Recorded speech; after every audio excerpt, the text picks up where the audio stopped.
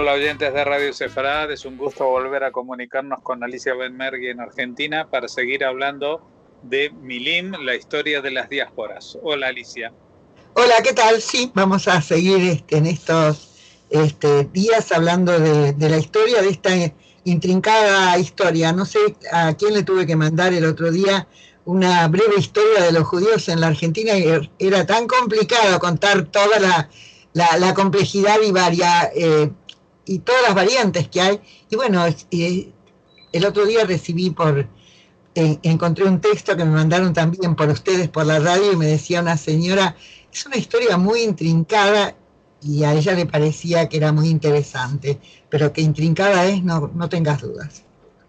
Bueno, el capítulo tiene un capítulo así, un título bastante amplio como Imperialismo Europeo y Antisemitismo Político, pero estamos hablando de prácticamente la llegada de los judíos a América, al continente americano, especialmente a la parte sur.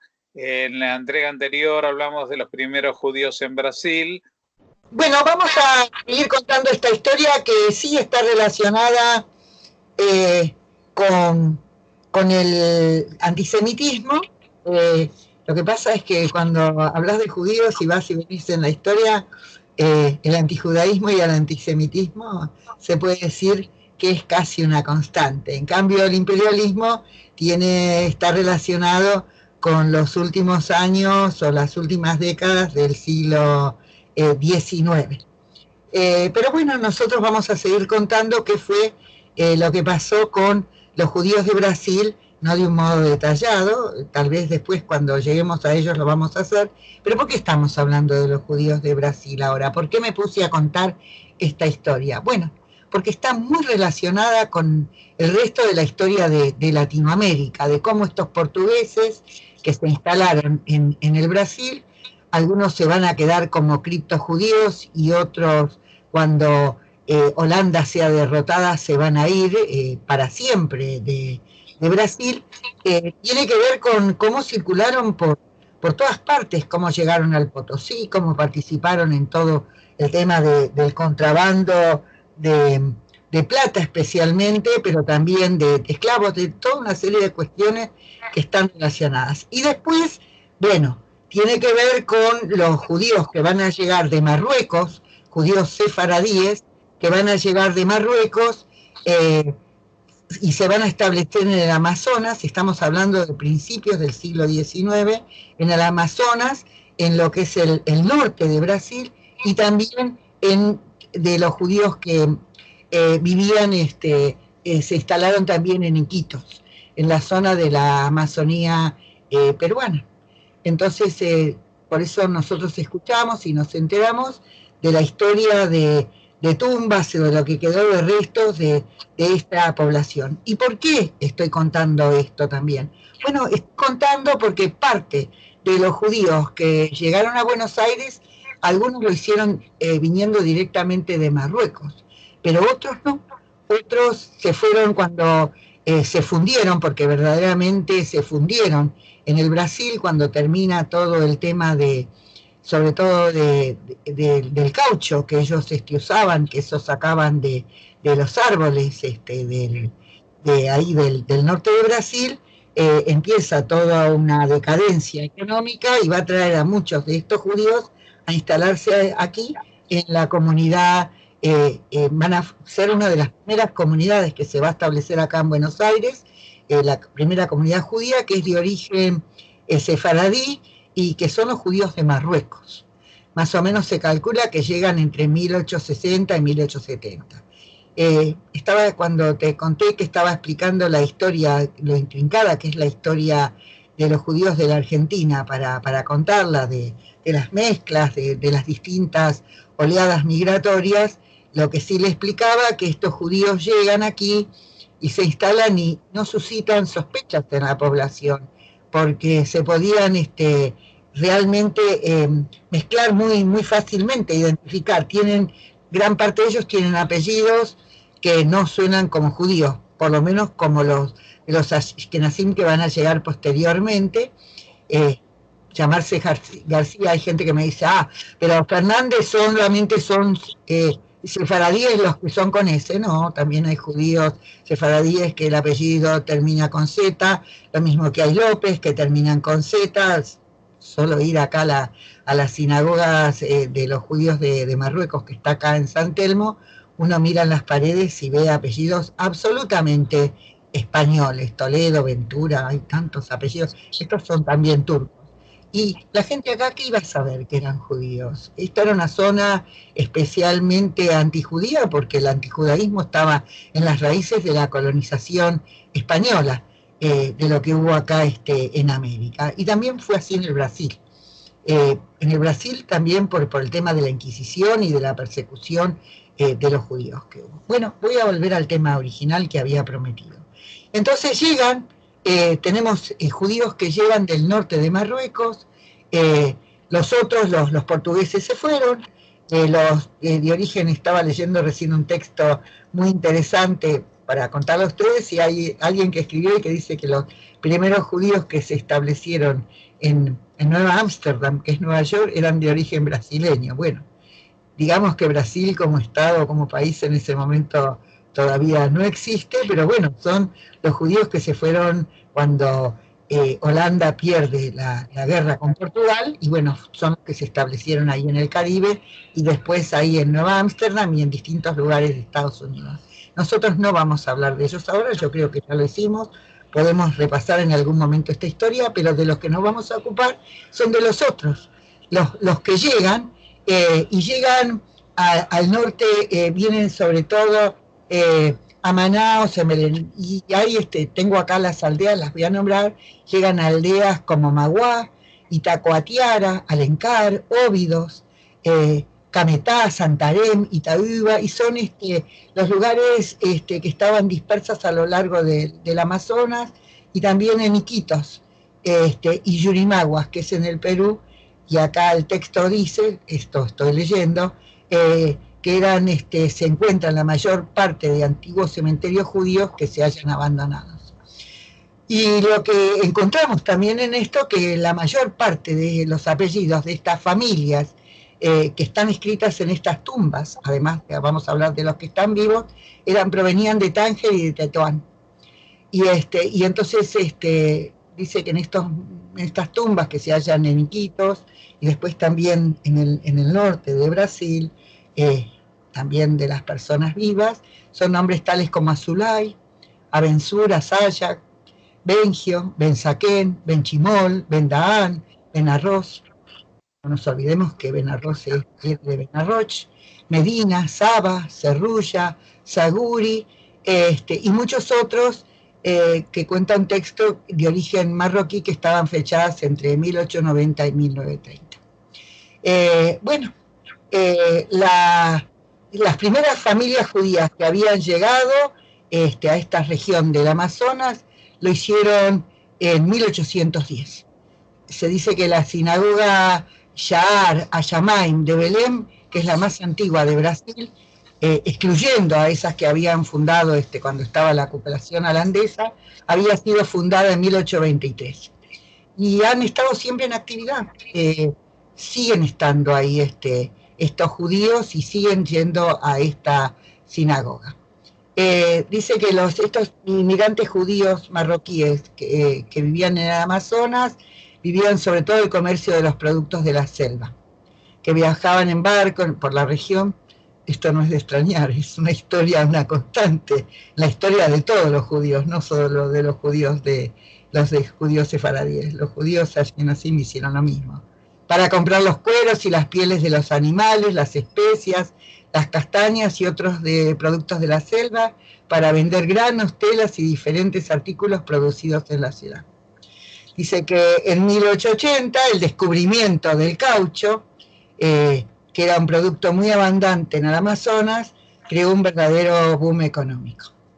Pero que este boom lo arruinaron los ingleses. Los ingleses se robaron árboles de látex amazónico y lo cultivaron en la Malasia. Y listo.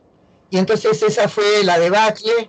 Eso ya estamos hablando del imperialismo inglés, y las cosas que hacían los ingleses en esa época, también los holandeses, también los europeos, sobre todo en Asia. Esa es una historia muy interesante que en algún momento abordaremos, que tiene que ver de qué vivían y qué cosas hacían para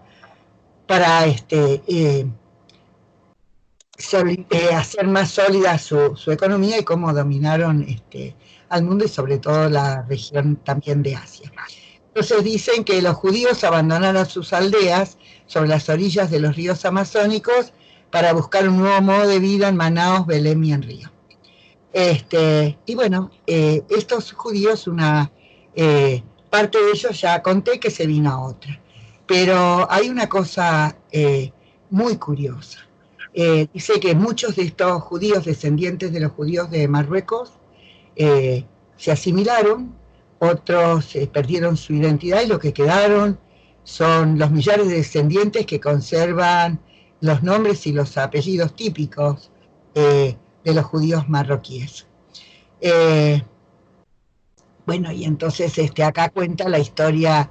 Yo estuve buscando, no encontré, pero bueno, digo porque esto cualquier judío de Marruecos lo sabe, ahí en España hay muchos, y no me quiero meter con cosas que tal vez en estos últimos años han cambiado.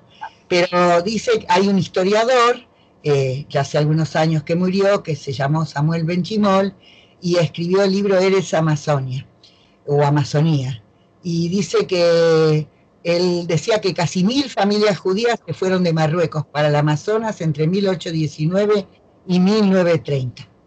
Y que todavía ahora, será unos 10 años, tendrá este texto de viejo, todavía que en Belém y Manaus se cuentan hoy casi la presencia de casi 3000 judíos. Y que yo busqué, no sé si él sigue viviendo todavía, dice que Alberto Abicasis, que vive en Manaus, es uno de los últimos judíos nacidos en Marruecos, que vive todavía en el Amazonas y que es el descendiente directo de una mujer, vos me supongo que esto lo sabés, cualquiera de los judíos de Marruecos conoce esta historia, dice que es el descendiente directo de una mujer cuya triste historia es casi folclórica entre los judíos de Tánger, Solika la Tzadiká, que era de la familia Achuel.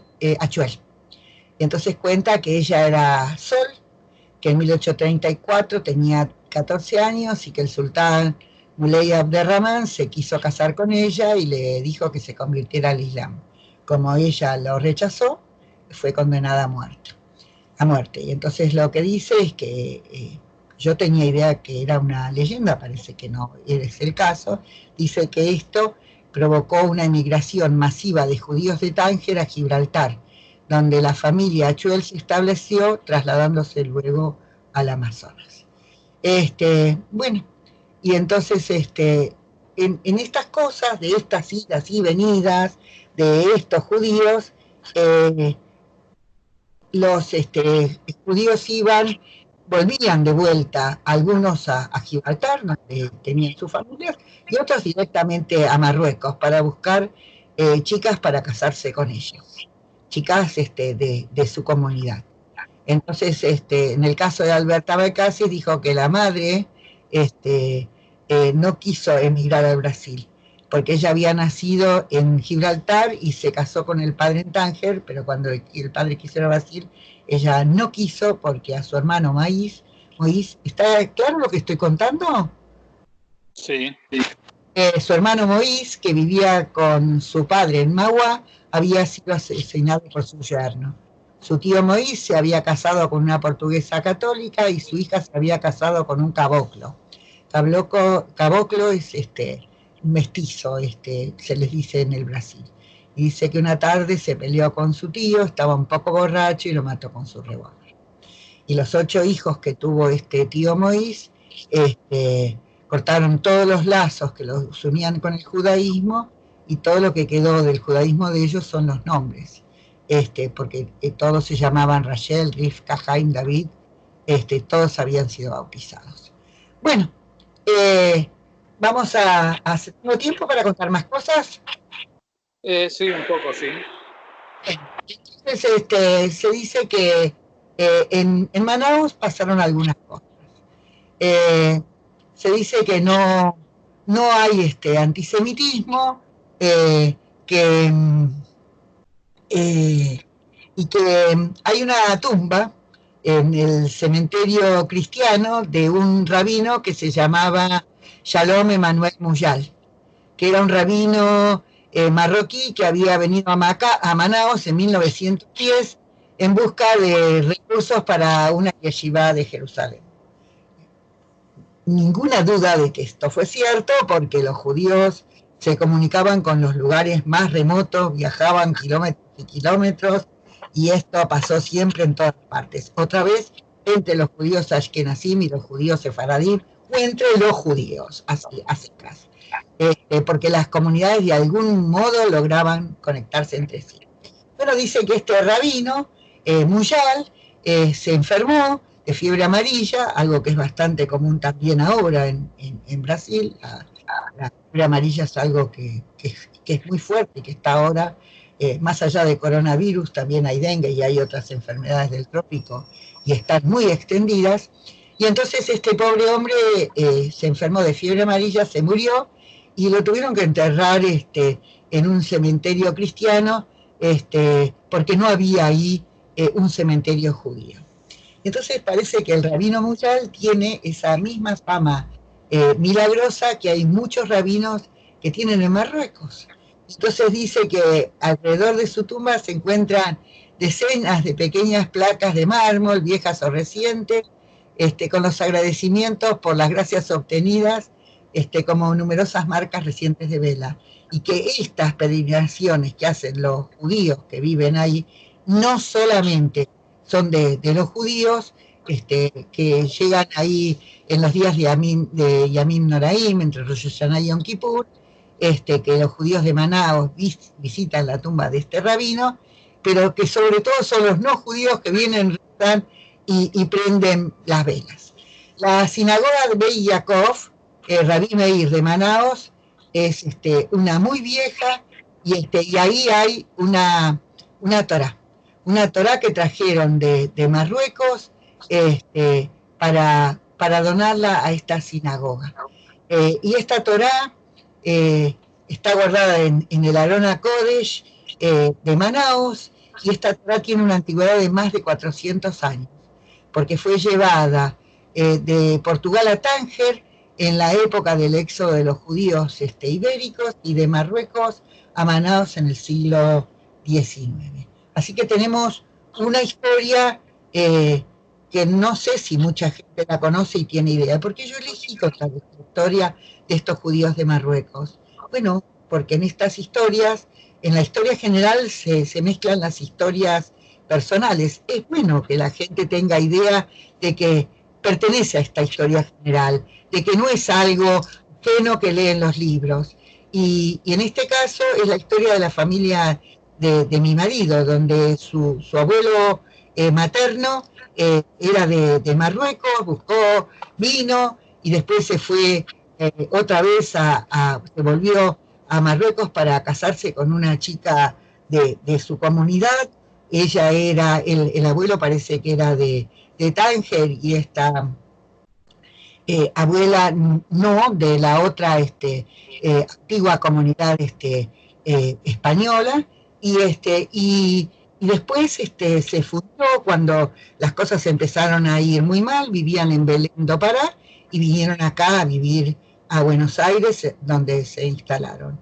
Así que cuando la gente piensa en historia, me pasa cuando doy clase, porque la gente cree que la historia es eso, que se refiere a sus abuelos y bisabuelos, y por ahí no pueden relacionar una historia más lejana con su propio pasado. Y es bueno hacerlo, es una práctica que es importante tener, porque si no, no se explicaría de dónde somos y cómo somos y por qué somos. O tal vez porque mi afición por la historia me hace disfrutar de estas historias tan intrincadas que yo tengo la suerte de contarles a ustedes, y ustedes me dan la oportunidad de que pueda contarlas, porque son extremadamente interesantes y explican muchas cosas que de otro modo no se pueden entender. Yo ya terminé.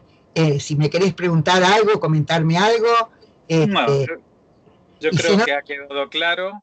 Y lo que no quede claro seguramente lo terminarás de aclarar en la próxima entrega dentro de 2 semanas. Así que muchas gracias por habernos atendido, Alicia, y hasta entonces. Hasta entonces, y que sean tiempos más felices y que todos podamos ya estar en libertad. Los milagros siempre ocurren porque no puede ocurrir. Hasta un próximo encuentro.